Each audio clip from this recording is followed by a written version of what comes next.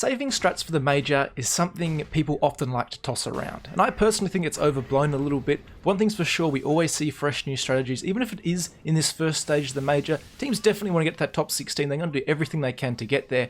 So I'm going to break down some of my favourites so far. Hopefully you guys find them interesting, and you'll probably even learn a thing or two.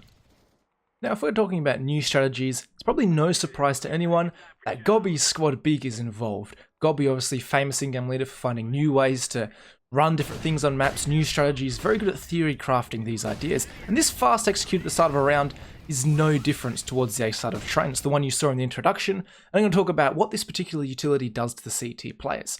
So we saw those flashbangs come over here nice and early on in the round. And basically that deters anyone from getting aggressive. Maybe someone's trying to play E-box, they're likely going to be blind. Very hard for anyone to be peeking onto the Z connector as these players run out, or sorry, T-Con running out with their Molotovs thrown. Someone could potentially, if they're very, very fast, I guess, run in towards this pop dog area, but even then they're likely going to be traded. Same thing if someone's running towards Sandwich, they're going to be struggling. Smooyah's about to get on top of the bomb train with the rest of his teammates, so he's going to be kind of like the guy overlooking everything. And if anyone's trying to get sneaky down Sandwich or down this right-hand lane behind the green train, he's probably going to punish them. And you can see Gobby is all the way at the back then, he was throwing some utility. He's also going to be towards this blue train, ready to punish anyone playing this right-hand lane. But let's concentrate on what these three players are doing and what the utility allows them to do. Now, the three Molotovs obviously forces everyone from Vega Squadron back behind the bomb train. If you want to play forward, as I said, you're going to get traded. This scenario here, it looks very good for Big because they got three players back out here towards Ivy, and JR stuck in here behind the Z connector Molotov. Now, someone was playing this area. Basically, they're forced off behind the bomb train. They could potentially maybe get a pick from stop sign across this way, trying to pick someone there. But obviously, Big are aware of this, and you are relatively exposed here, so it's most likely going to be traded. Even from Smooyah's angle on top of the top of that train there, he's going to get an angle, obviously, angle like that down towards stop sign. So it's a very exposed position if you do want to try and get a pick there from the CT side. Obviously, one strong angle would be to play where Hudgy is here and try and get an angle like that. But obviously the smoke is there to deny any information like that and make it very difficult for Vega Squadron. And you can see that Big really understand where this utility is going to push and pull the CT players too, because of their second wave that comes in. So they know Z connector's coming in, so there's going to be a Molotov and a smoke in towards there, as well as another Molotov thrown behind the bomb train, because they want to deny as much information and mobility from the CT side. They can't move here, peek down a line like this, they can't double peek with maybe Chopper who's about to peek here. That's actually exactly what's going to happen. They're denied any of this kind of play. Maybe they can try and jump over bomb, but again, we're going to see Smooyah's getting on top of here, so he's likely to trade those kind of positions. He starts to get aggressive, and just like that, they're onto the side. These players are going to fight this area of the map. Tabson's going to plant default, and you see lots of utility, even nades being used behind this bomb train. So they know that's a likely position the CTs are going to be playing. Now, another thing to talk about, and this is not really the execute, but just understanding after plant positioning, is Gobby right now gets very aggressive in towards this hell or behind this green train, with Smooyah obviously supporting him, potential trade. And yeah, obviously just a good supportive play to help Gobby out there. And this is because, let's say right now Gobby doesn't get aggressive. So a player like Crush or JR, or if some of these players stay alive, they can know right now, alright, all of Big is behind basically this line I'm drawing with my mouse right now. I still can't draw on the map valve. Maybe that could be a great announcement after the major. But if all of Big is trapped behind here, it becomes a considerably more easy retake for the CT side. So Gobby getting aggressive is very important to make it a lot harder for Vega Squadron to just collapse, because if these players do set passive, the 5 Vega Squadron players who they did have until Gobby went rampant can just all crunch in towards clear these 2 bomb trains here, clear the bomb train, not bomb train, sorry, just these 2 outside trains, clear the bomb train, and then also obviously come in towards SL. Tony Black is already there. I'm not sure what player that is. I feel like he has a different name, but doesn't really matter. So that's why it's very important that Gobby has got aggressive here towards the outside yard. We're going to see him actually go ham in this one, actually get a few more kills, but that's the importance of him getting aggressive there. I even finds that player before Smooyah gets the last one. But a very fast execute. Going to break down the POVs now, and hopefully you guys get a better idea of how it's all done. And yeah, I just really like this strategy, a new one we're seeing out of Big. Not surprising, really. So with the POVs, the first spawn out of the fastest player is going to be Tizian, and his job is just to Molotov that stop sign area. It actually missed, so I actually misexplained something. See, it's the front of the stop sign. Obviously that was supposed to be Molotov, so not actually a problem as I first thought it would be. And then his job basically is just to react to the situation, be ready to kill anyone once they get to E-box. No one's there, so he ends up actually smoking up Z connector, even though that is Gobby's job. He throws one from spawn, so maybe he just forgot. And he's the one that gets most aggressive, obviously the first spawn, pushes out here, and tries to hand down this left side of the bomb train. Next is the first of our players to throw the flash over the T-con roof, so he's going to be the first one throwing it, and then he's going to be the one mollying the right side of the bomb train. You'll know the lineup, it's pretty similar to that, just get Tizian out the way, and it's going to be basically, in my mind anyway, you line up the side of this bomb train with this little chimney or little thing on the roof, whatever you want to call it, just line up like so, run forward and throw a little bit, and that's going to be the one mollying off the right side of the bomb train. See it bounces over and forces Jay out or away. Now next is going to be getting towards the E-box area along with Tizian, who we saw, but his job isn't to push any further. He's just going to hide here, obviously very aware of that being a possibility, but notice how close he is here, hugging the E-box position. He's very good at avoiding these flashbangs, because obviously the E-box is protecting him from most of the flashes that could come in from the CT side, and he's really ready to play this more supportive role, such as when Chopper comes in, he's going to be the one ready to... Notice that if Chopper was going to keep pushing, he was going to trade that and protect Tabs and going to that. Then he's just going to play around the E-box area in the afterplant position, obviously very aware of that player potentially coming down the SL or Pop Dog position.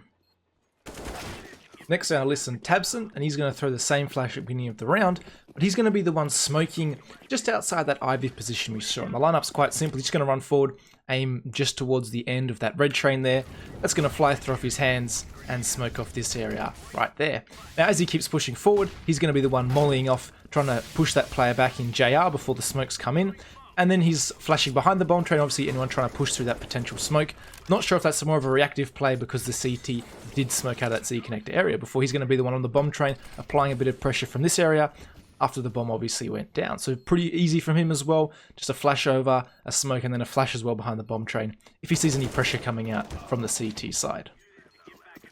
Next up is Smooya, similar to the last two plays, flash over the roof. A little bit deeper, bit of a jump throw, notice the small difference there. And he's going to be the one stopping in this position, aiming very similar to that second play we watched, but he's obviously much further away behind this wall you can see on your screen right now. And this Molotov is going to be the one flying in towards the middle of the bomb train. His job then is obviously a little bit more supportive role, as I pointed out at the beginning. Just playing this train here, staying alive. Notice he's a little bit tentative on top of that, on top of that position there. And he's just a very much more supportive, more of an overlook role as Gobby starts to push down the right side, or the left side, sorry, of this bomb site. And then you can see, good job of supporting onto Chopper then if Gobby had gone down there. Then he's going to get up here, obviously still nice and close to Gobby, ready to trade him. And they're going to play this one quite well together. There's not really much to it. Obviously you'd like to see the rest of the round, but he's just going to push around here. Gobby's going to go huge as we saw before.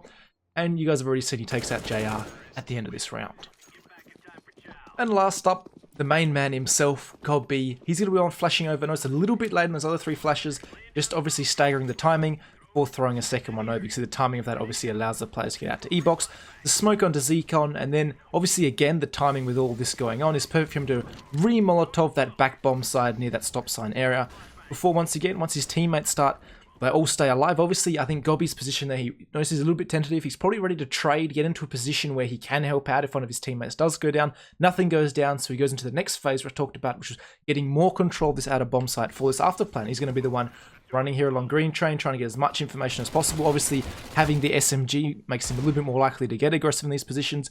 Just one digs Haji like no one else. Obviously, you can see right now, being the supportive player, throwing all those flashes, you can still frag like a monster. So he's coming in, he's going to take out the third player, and as we all saw, Smooya finds the last kill. So great round overall, and hopefully you guys enjoyed the change of pace, but still heavy utility usage as much as I did. The other round I want to talk about was Team Liquid's very cool, very thorough anti-eco, anti-force spy. You can see they know this is the case in this scenario. Vega won the first two before Team Liquid winning that third round. So I know the money is not great for Vega Squadron. They're going to throw Molotovs towards this site, because obviously if Haji is sitting here with the CZ or a 5.7 or the MP9 he has, he can actually do a lot of damage, potentially get 1 or 2 kills if he does get lucky with some of those headshots. So you're going to see again how these Molotovs force these players around the map, and it's very thorough for Team Liquid, and the timing of this take is something I really like. Just when the utility comes out is very well thought out, and I just enjoy that kind of thing. So you're going to see the initial take coming in is going to be a couple of Molotovs. Molotov obviously towards the entire right-hand side or the quad side of the site, as well as a Molotov towards Forklift. So a lot of these close range angles when you're approaching this site have now been taken out, and they know these are relatively safe. And obviously, Team Liquid they just dry peek this. Obviously, they know there's no AWP in this scenario, so they're pretty confident. If they just jiggle this, it's unlikely maybe you could get Deagle headshotted, but the numbers are still definitely in your favor. So they know right now that Haji or the player in the A site has to be around this default box, or anywhere around this red container. The first grenade comes in, good chunk of damage onto Haji. Then the second lot of utility comes in, Molotov and a grenade, back towards the end of the site. And I just love the slight timing in this right now. So obviously this Molotov and grenade, they both bounce straight towards the floor. I'm not sure what decal they hit, or not a decal, but whatever they hit. So Hadji should have been lower HP. But look at the timing right now. Naf and Similar are peeking out towards this red container of just taking out Tony Black, because they know with this Molotov landing at the back of the site that we're seeing, this player has two options. One, they're going to move back towards the default position, such as where Hadji is, where we're just throwing another grenade, so we're going to HP him down very low. Or we're going to catch this player trying to run out towards highway, in which case we're just dry peeking right now, and the smoke is only going to land just in a second right then. So just have that little 1 or 2 seconds opening where they're going to catch that player rotating away from that second lot of Molotovs thrown, or they're going to do great HP damage onto Hadji playing on the site. So a really well thought out round, and they're basically clearing the entire site, making it very unlikely that any of these Vega Squadron players are going to get one kill. If they're lucky, they're going to get one kill. This player's going to be very low HP, or they're just going to catch this player out with the range advantage of their weapon. So a round I really like, and I'll very quickly run through those POVs now. So the first POV is going to be Nitro, and he's going to be the one Molotoving out towards that quad box. Notice he just jiggles this quickly. Alright, there's no one facing me. All good. He's going to Molotov off towards that area of the map, before eventually, obviously, he's one of the SMGs in this scenario. So he's going to wait any reaction from the CT side. Second wave of utility comes out that we talked about towards the back of the red box. And now, no one leaves a main till that smoke pops. He's just around the corner. And that's all he had to do. He's going to take out that player, or Elige actually steals it from him. And a very simple round overall from Nitro.